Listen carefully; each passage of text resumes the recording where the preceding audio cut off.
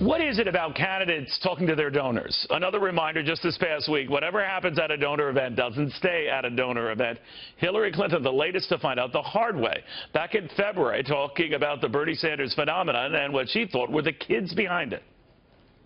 They're children of the Great Recession, and they are living in their parents' basement. If you're feeling that you're consigned to, being a barista or, some other job that doesn't pay a lot and doesn't have much of a ladder of opportunity attached to it, then the idea that maybe, just maybe, you could be part of a political revolution is pretty appealing. All right, well, outside of offending the barista vote and no doubt offending a lot of other Bernie Sanders supporters, to say nothing of older Sanders fans who might live in a basement, but it's their own basement, did Secretary Clinton say anything outlandish here?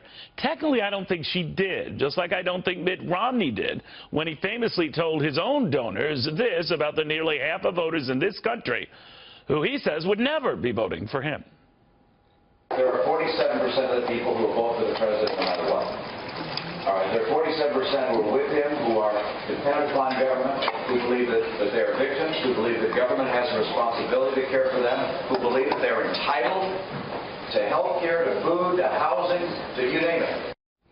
Even Romney admitted after that tape leaked out to me on this very show that his remarks were inelegant. Yeah, but no one disputed the fact that 47% of Americans weren't paying any federal income taxes, many for good reason. They're retirees or those with enough exemptions and write-offs result in their not paying any income taxes at all. Many of them still pay state taxes and FICA taxes and sales and other taxes, so they're hardly getting off scot-free. Still, the number had grown to 47%. Still, what Romney was saying was something that was and is sobering.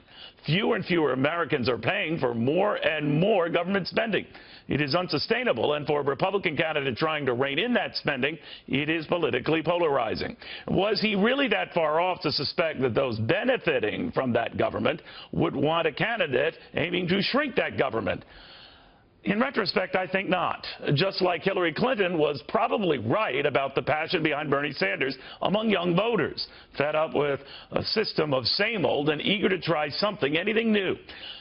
Sometimes I wish the candidates and what they said behind supposedly closed doors, they'd say to the rest of us. It would not only tell us what they really think, it would elicit the kind of debate I think we really need. One that doesn't fear offending some, but maybe helping to educate all.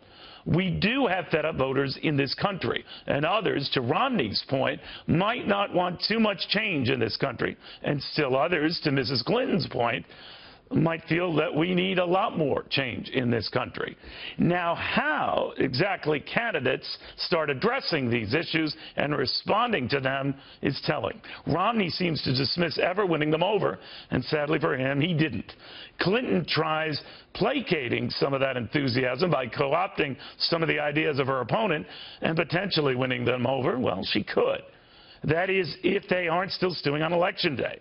History shows voters have a tough time forgetting a clear slight, especially when it's done behind closed doors. And then again, much depends on the media that, in Mr. Romney's case, was all too eager to replay that slight again and again. And in Mrs. Clinton's case, ignore that slight, as if it never happened at all. Weird.